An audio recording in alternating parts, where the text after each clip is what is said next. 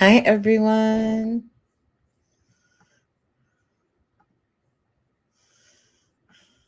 Oh my gosh, where did it go? Okay, here we go. Hi, friends. I'm just setting up the live. Thank you all for being here today.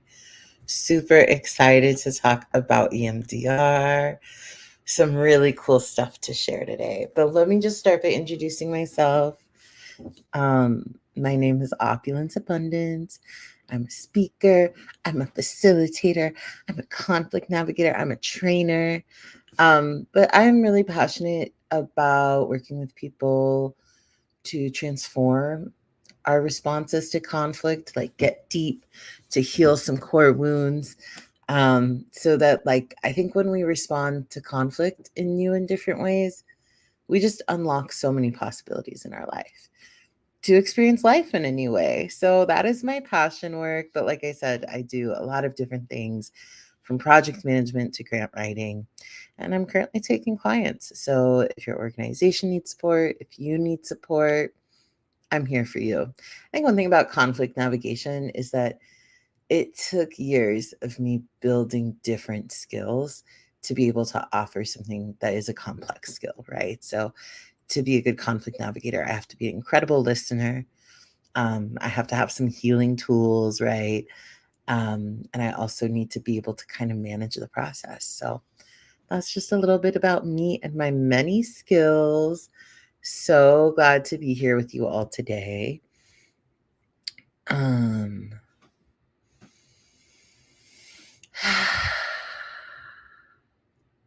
let's take 3 breaths. Let's take 3 breaths.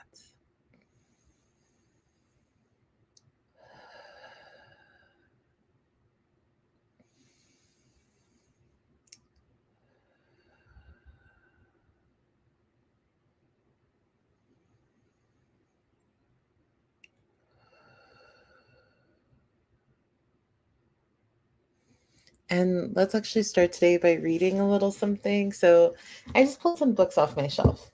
We have Love with Accountability, Archive, which I always read from, and I have Care Work. But today, Archive is still calling to me. And last week, I read a little something. Hi, thank you for coming to the live. Good to see you. Um, Last time I read from Deeper, but this time I'm going to read from the Archive of Dirt. And the subtitle is What We Did.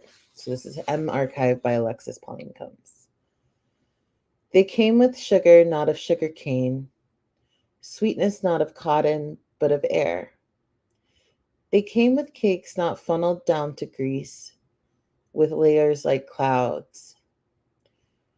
They came every day like it was their birthday, or yours, one or both. That was when they first came. And then they came with salt, with water and blood to wash you. They came with spit and sand to shine you. They came with cleansing, first in mind, and woke your soul with it. Next time they come, I hope they bring soil and green, soothe for the roots. I hope they bring dirt and depth and plant us in it. We could sure use the grounding for remembering Earth from the Surface Archive. Not big and blue, they were small brown women. The way their hair was silver heaven, the way their skin was deep brown earth, and how its textures mapped hills and valleys and tributaries of grace. It was there for anyone to see, really, or anyone to hear in the heightening or deepening tones of their voices, in the shaking vibration of their wisdom. If the people could not listen to the air all around them, if they could not place their hands on the cracked earth and know, they would only have to pay attention to the small brown women who demonstrated it every day in language and action, not through perfection and wisdom, just through transparency. The beautiful and fragile ones who had no energy for hiding. how they move slowly through necessary with patterned regularity. Anything they wanted to know about the earth and what would happen if they ignored it. They could have learned by watching old, curved brown women everywhere, but mostly ignored those women, just like they ignored the world shaking around them to their doom. They began to pity the rooted ones because they did not understand.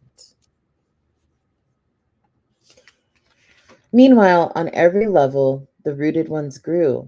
Some called them tree people for the way they stayed planted, grew horizontally, shed colorful revelations every season onto the same ground.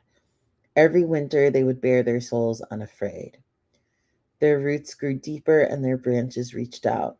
And the people who pitied them had no idea that their intimacy with the particular soil of their commitment allowed them to communicate underground, that the pressure of their pacing in the same spaces over again had a resounding impact that gained nuance until they could stay right where they were, take two steps back and forth in front of their homegrown altars.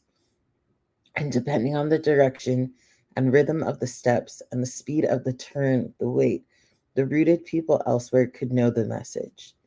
How could the laughing people on the move know how the rooted people are making the internet obsolete? And their roots grew deeper and their branches reached for the sky. You have to understand that this is after no one wanted the land. When the erstwhile speculators had ceased believing there would be a profitable future, when the would have been slumlords were busy with their spaceships or panic rooms, and the dispossessed white children had turned to laughing to keep from crying, really had no energy left with which to gentrify effectively. Staying power gained a whole new meaning when they saw there was no time for a white longevity mortgage. By the end, the only ones who stayed were the ones who could not leave. They stayed with all their genius and their archives of funeral programs. Their roots grew even deeper and their knowing branched up. The rooted people latched their chakras to stars and stood in light at angles and offered light projections on dark places in the universe that telescopes had never paused upon. Their names rang from asteroids, their breathing grew the abyss. The depth of root, the capacity to grow. The mobile people shook their heads as they left and left and left. They didn't know. A blogger compared them to Buckingham Palace guards, but that wasn't quite it. They stood and they were silent, that much is true. They were not fazed by the taunts of the people who were drawn to them by the fear of their own stillness. But they were definitely not protecting the idea of a queen, or maybe they were, depending on what queen means to you, and they were present. That was what caused the taunters to shudder and the eventual pilgrimage of the more thoughtful folk who all started to feel their questions were answered, even when no one had moved a muscle.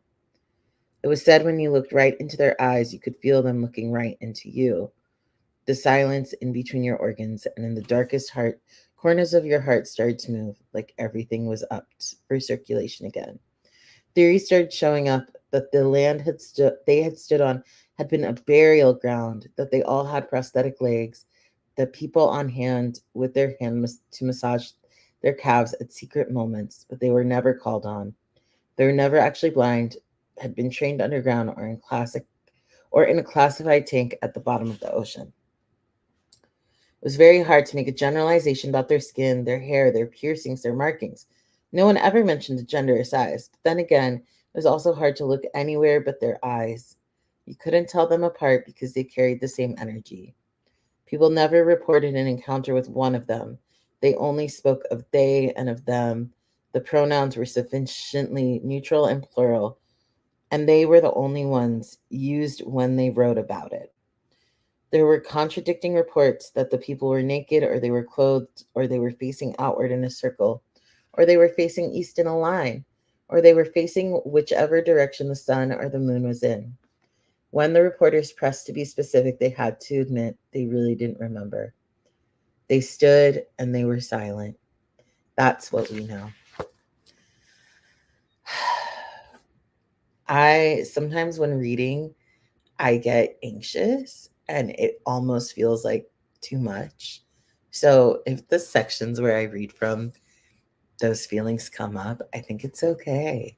I do think there's something to be said for when our nervous systems are reactive to stillness, or if we feel like we're being held in place too long, it's like, oh, what can I do to get comfortable with stillness?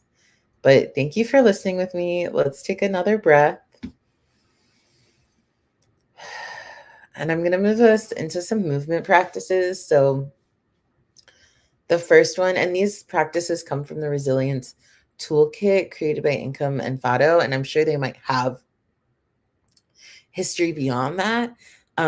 These are practices that I think are like open, able to share. And whenever we do any movement, it's so important to it's so important just to be tuned in with your body. I'm glad you're here with me. I'm very glad you are here with me. I feel the presence and I'm really grateful for it. Um Anyways, when we do movement, it's just so important that we're tuned into how we feel. And so maybe even we can just take a breath to like check in with our body, just notice. I just drank a bunch of coffee, so my body has like a lot of energy in it. And I think the great thing about these practices is we can go as slow or as fast as feels good to our body. But if you feel like you're doing the practice and you're like, this is making me feel more anxious, you get to stop. Okay. Like, don't power through. So the first one is a classic. We take our two hands, we overlap them, we make a little butterfly, and then we alternate tapping our chest. I have some variations on this that I enjoy. Um, I like that it's like you can go fast and it can have a special rhythm, or you can go slow.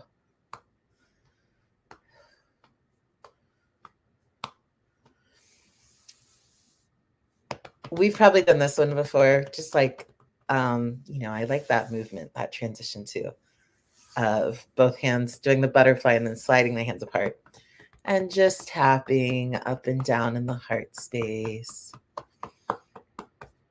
Okay, so this is supposed to wake up the heart.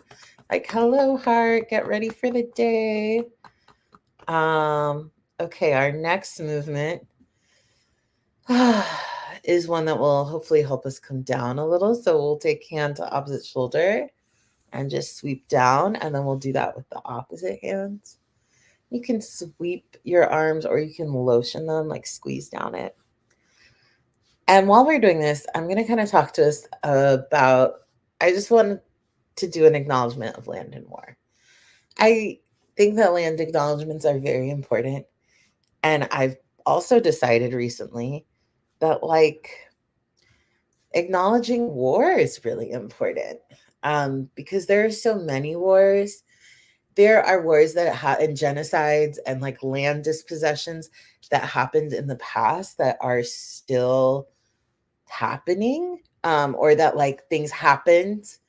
It was very brutal. There was a lot of murder. There was a lot of pain, and then it's over, right? And then like it's the next chapter. And those fragments, that pain, it's carried on silently, covertly, because honestly, due to things like state surveillance, oftentimes people aren't able to like grieve out loud or in community. So that's a real thing. You can keep sweeping. I think I'm like good on that. But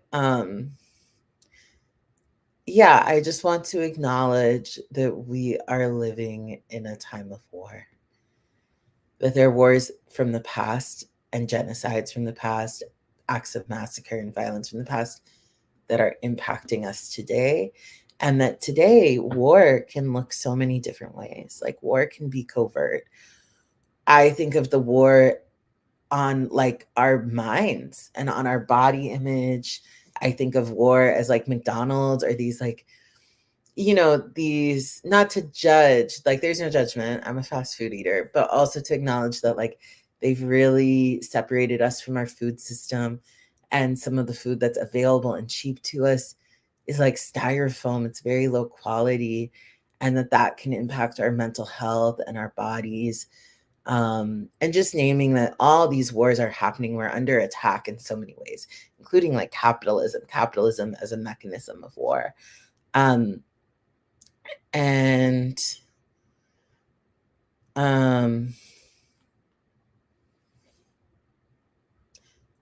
these wars get internalized within us, and then they play out in our communities, and then they play out with ourselves.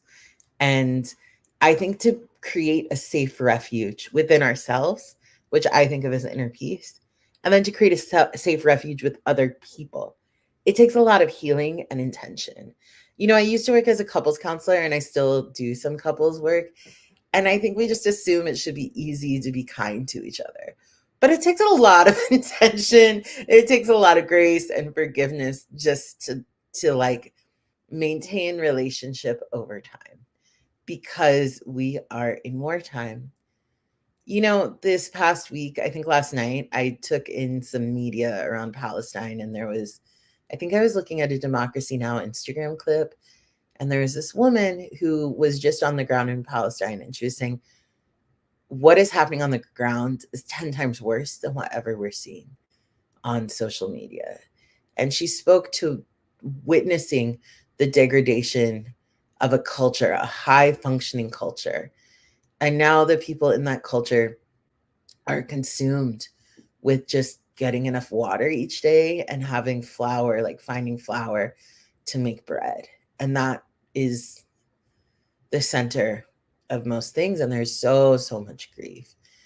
And I think some of the images I do see on social media, it can be, you know, the emotions are so elevated, it can be difficult.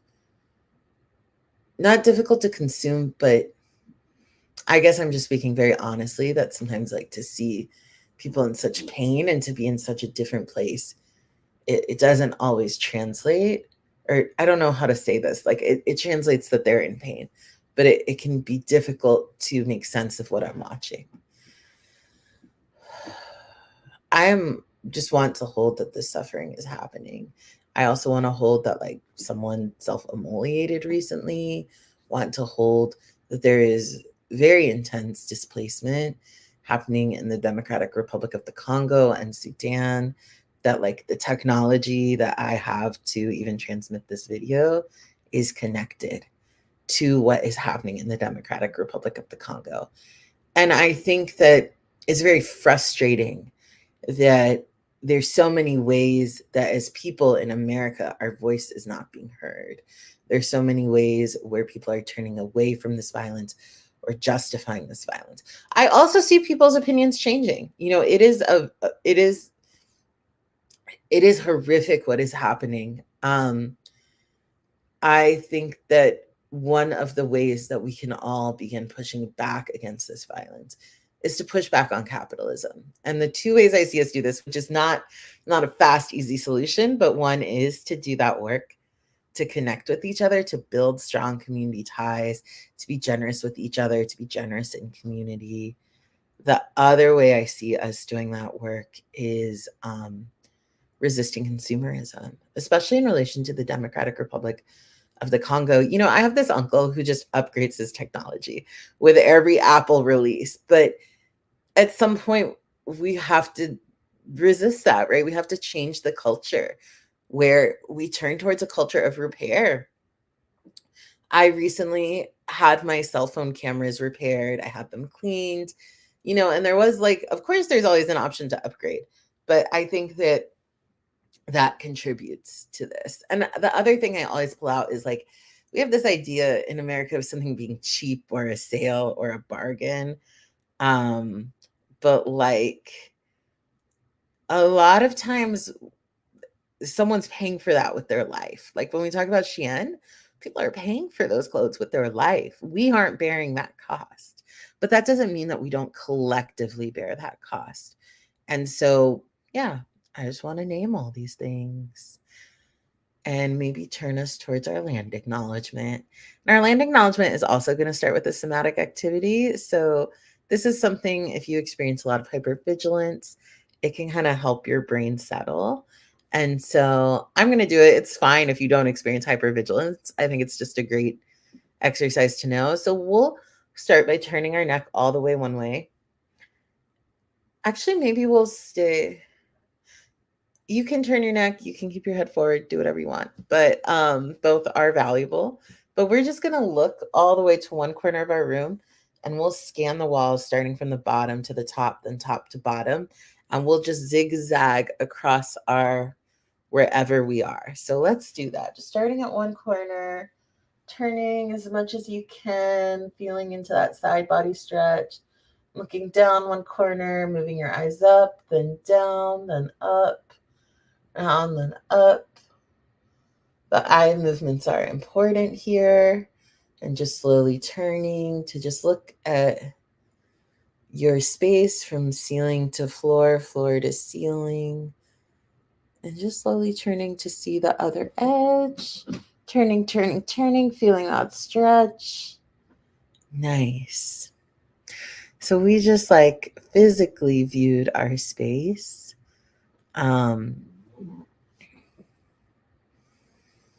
We just took it in, and I invite us just to take another 3 breaths to give some gratitude for whatever space we're in, whether that's a room or a car, or if you're outside, but just giving gratitude to be in this space.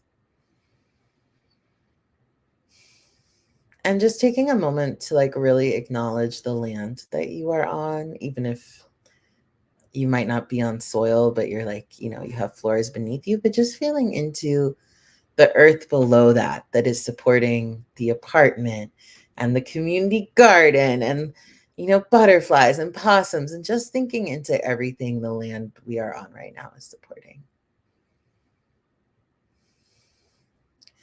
I just want you to imagine that you have like a special little cord or a root system that drops down from the base of your spine, drops through whatever flooring, foundation, concrete, gravel, laminate, and just plunges into the earth. And I always like to feel that little moment of joy when my energetic root meets the earth. And I also like to imagine my roots just spreading and going wherever they want to go in the earth. So maybe they want to go across the surface of the earth. Maybe they want to go into the earth, but just letting my roots do whatever they want, knowing that I don't need to know, I don't need to see it in my mind's eye for it to happen. And I just want us to think of like something that brings us joy, and imagine like a little like ball of light in our heart space of this joy, right? We just want to think of that emotion of joy and love. And just think about the earth and the love we feel towards the earth. Maybe thinking of like the glimmer, the delight, the surprise when we see a butterfly or a dolphin, and just letting that love, that like ball of light in our heart space grow for the earth. Yes, yes, yes, yes. You can even offer this ball of light like food or a memory or a hug, and just feeling it grow. And we're going to take a big breath in, and on the exhale, we're going to just release this ball of light. So let's breathe in. We'll just send this light down on the exhale through our long root and into the earth. We can imagine it seeping out of our roots and into the earth, and the earth just drinking it up before sending up some of her own energy to us. Can imagine our roots are like suction cups, just pulling that energy in from the earth, that gift, that love, and letting it just move up the back of our body, over the top of our head, and into the front of our body, especially in that navel area. And just imagine this energy filling our whole body. Nice. And when we're ready, we can imagine like pulling a shower drain plug and like letting some of this energy, the excess energy, seep out. And just imagine that it's taking with us any energy that's not ours, any energy that's ready to release. And we can imagine like big magnets in front of us and behind us, just pulling out any debris, any energy that's not ours. Nice. Okay, and we can just take a breath to come back to our space. Thanks for doing that little bit of energy work with me, for trusting me. Definitely felt good for me. I hope it felt good for you. I love connecting with the earth. And I also love, I think it's very important to do land acknowledgements where we're like naming native names of land, thinking into the people who lived here that are not our people, right? And like holding energetic space for those people. But I also think it's very powerful to like literally connect with the earth we're on because, like in Pedagogy of the Oppressed, they talk about how our formal education occurs in a fantasy world and it's separate from the world we live in. And I think I see that happening sometimes, especially in social justice discourse. So just acknowledging like we're on land all the time. And it's powerful to acknowledge and give gratitude to that land. I think that's the core of a land acknowledgement for me. Okay, well, now that we've done all our important things, we read a little, we did a little movement, we did a land acknowledgement, we did a war acknowledgement. I really wanted to get into sharing some EMDR today, and I have actually been thinking about what to share with y'all all week because my EMDR classes this week were so cool. So I just want to start by naming EMDR stands for eye movement desensitization and reprocessing therapy. So using eye movements to allow the brain, using eye movements while revisiting traumatic feelings or traumatic memory, and allowing the brain to reprocess that memory and have a new relationship in it. And the eye movements help integrate and metabolize the feelings of fear, anger, trauma that may have been built up around a traumatic event, right? So it allows us to have a new relationship with it and to move forward. It's an extremely powerful form of therapy. I think if you're someone that has gone through a traumatic event, you know how much trauma can impact us. And I want to also name that my favorite definition of trauma is when our coping system, like when we are psychologically overwhelmed and unable to use any coping mechanism. I love understanding trauma as like profound overwhelm because to me it can explain how people can go through very severe events like being a being displaced and having to endure very unsafe or harsh conditions as a refugee.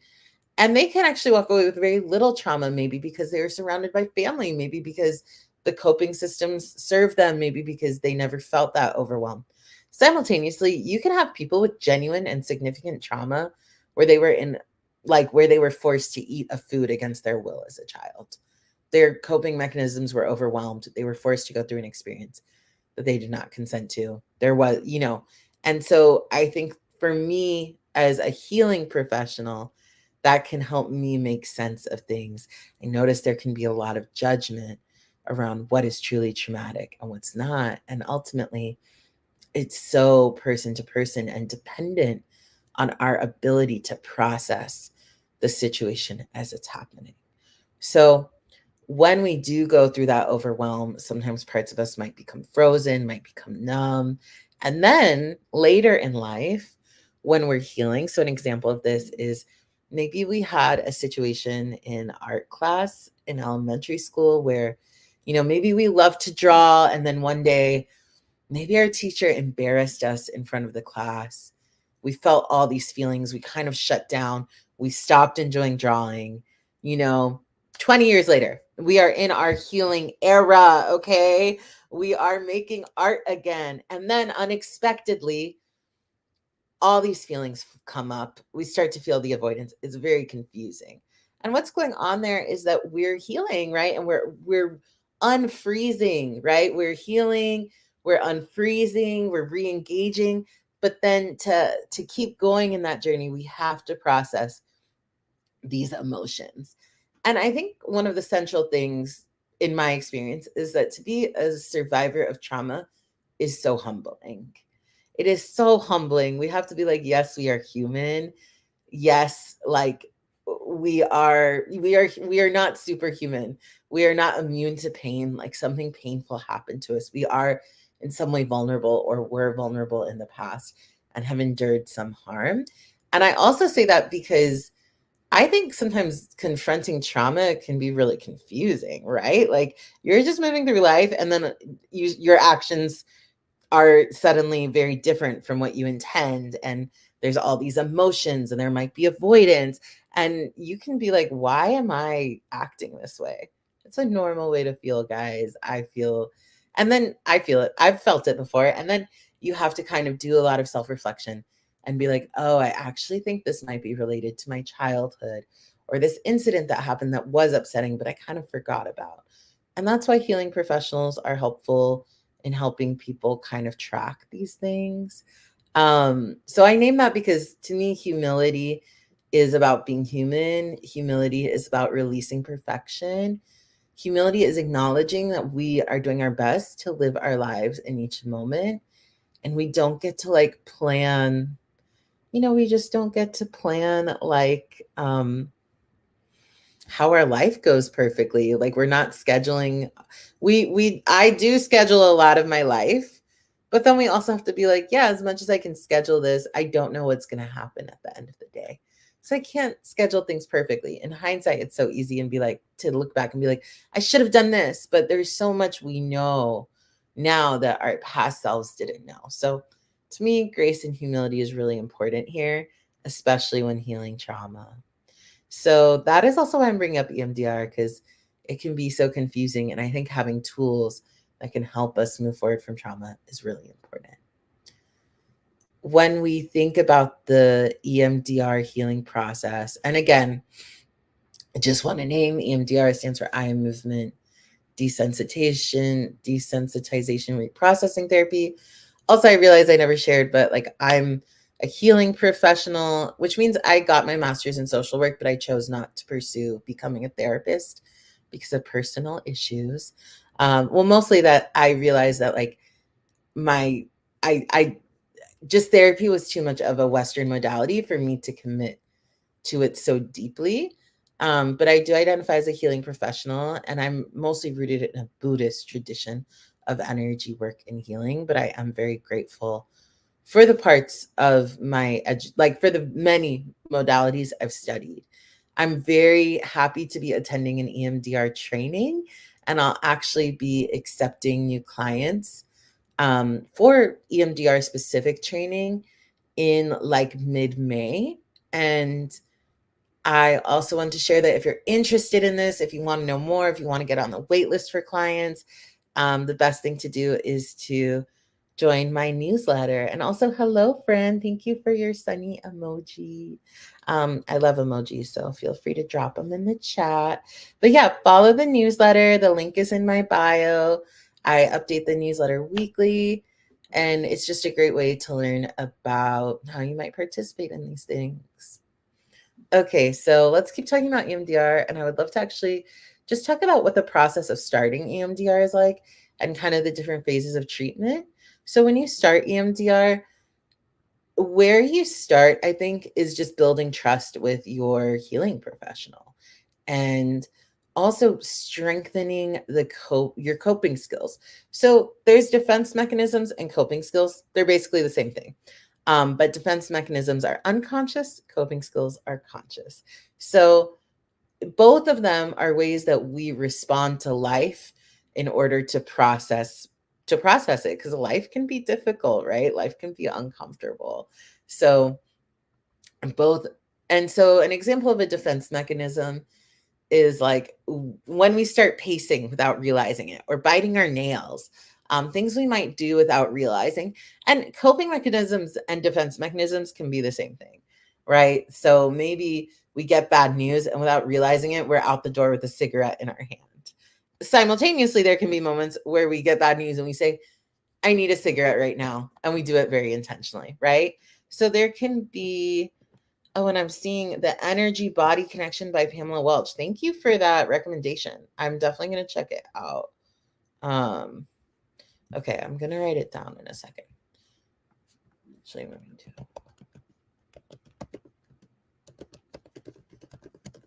I love that. Thank you for recommending that. I definitely am interested in our body and energy connection. And I've spoken to this in past lives, but I think in many medicine systems, the energy, the body, the mind, the spirit, the soul, connected. In America, separated, right?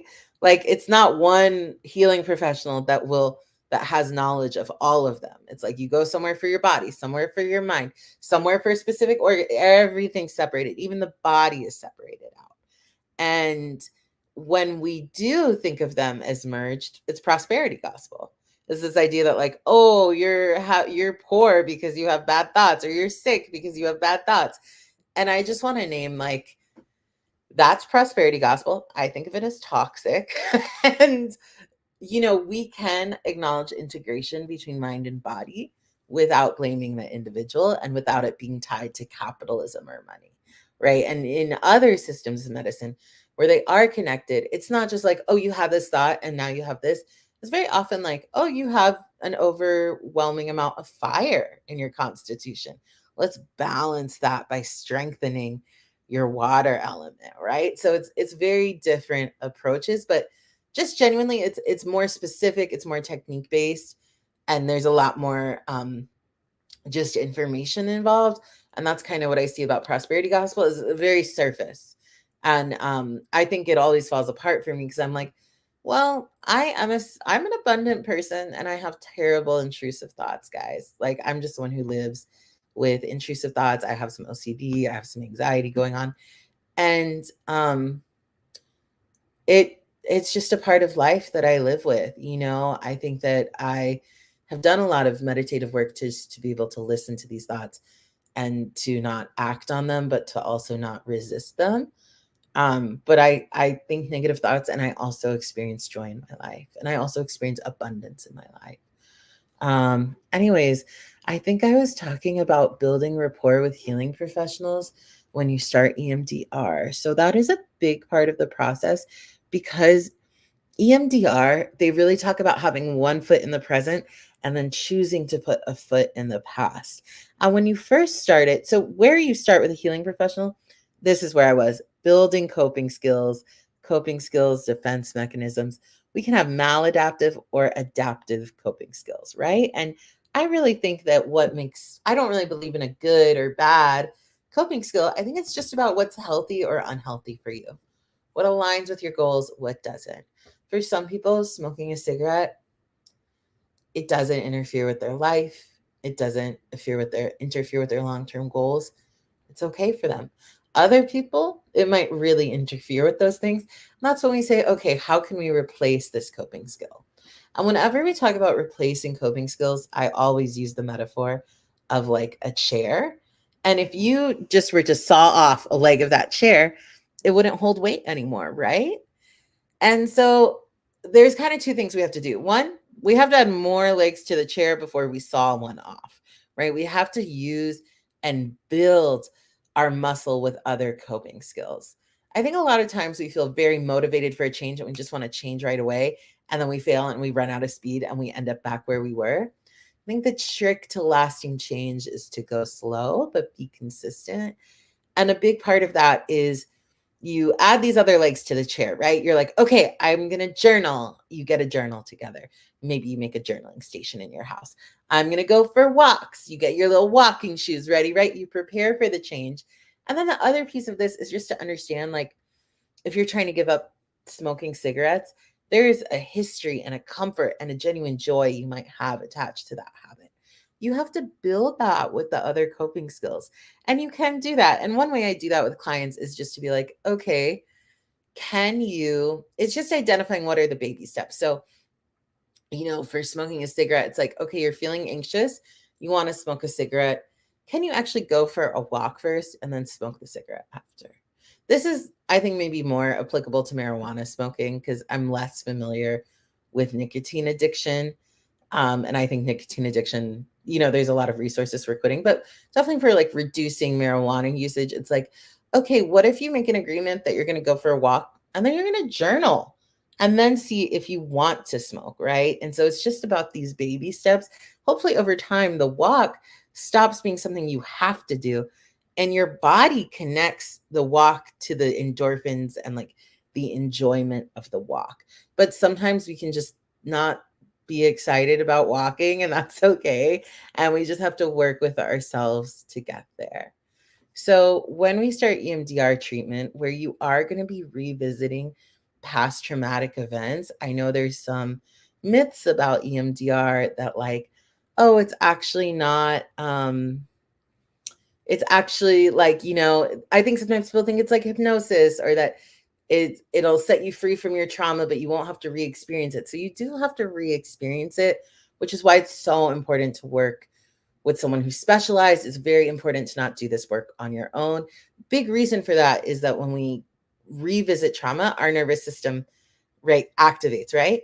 And it's the work of that healing professional to stay regulated.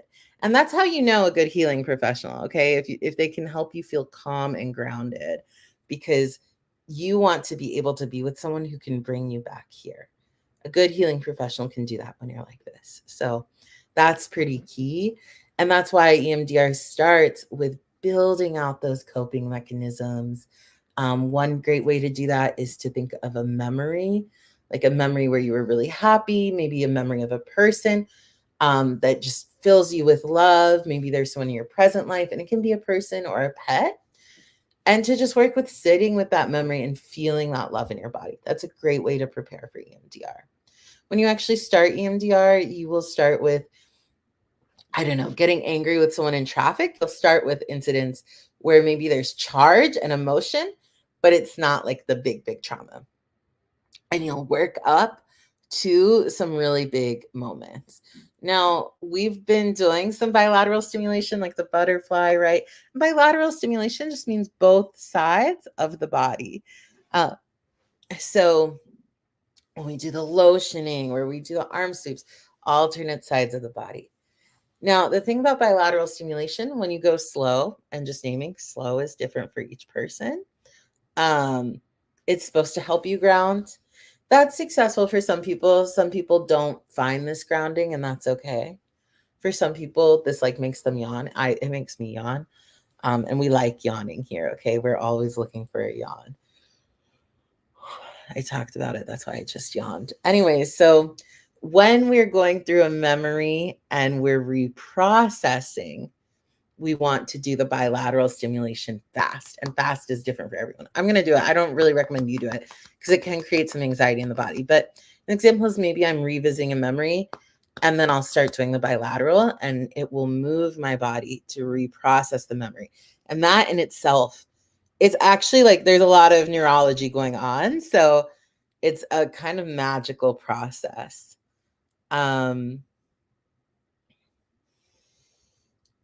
We're using that bilateral stimulation to reprocess the trauma. So it can be like hitting both sides of the body, but it's also eye movements. Very cool. So that's kind of what happens in EMDR. I want to just close this out by talking about this concept of organization. So it's just general. I think it's interesting in this training. They talk a lot about disorganization and how trauma can disorganize the body. So sometimes in preparing for EMDR, we might want to do some organizing movement. And I do think this is true. Like when we go through trauma, we can splinter, we can fragment, and healing is often about that integration, bringing ourselves back together, bringing the body back together. And I'm going to present. Okay, I'm going to share my screen. Hopefully you don't see the whole screen. I want to share this. Okay, good. This really cool exercise we did. I hope y'all can see it and you can still see me. Let me know how this looks on Instagram. Okay, so can y'all see the screen? I hope you can. This is developmental movement. And developmental movement is, and this is from the Embody Lab. I don't want to get in trouble. This is like Scott Lyons' slide. Thank you, Scott, for this incredible thing. So basically, developmental movement talks about the phases of movement we go through as we age from like baby to now. And doing these movements can actually help like solidify our brain, if that makes sense. It can just help us feel more stable and it can kind of organize it. And there is this incredible connection between the body and the brain. Like when we move, when we walk, when we run, our brain is literally growing.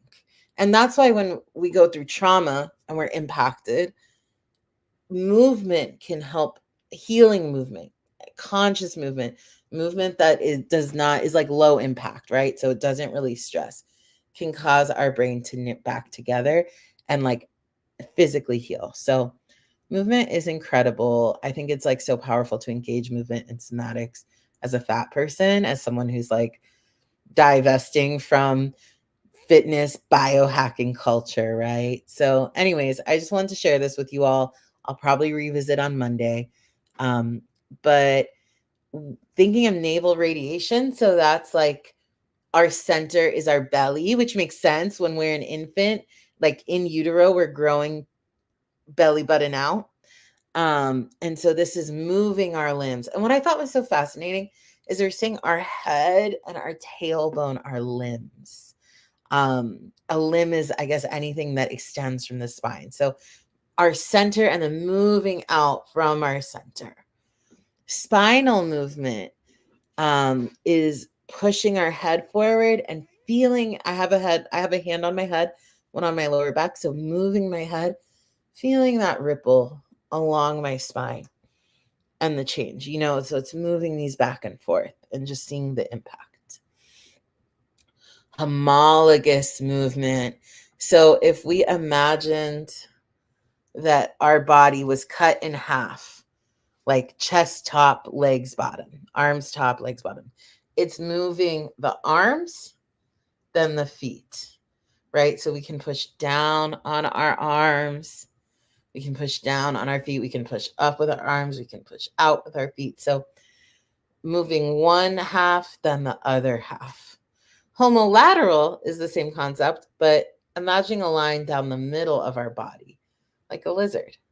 That's why there's a lizard there. So moving up one arm, moving up one knee, bringing arm to knee on one side, and then on the right side, bringing up arm, bringing arm to knee.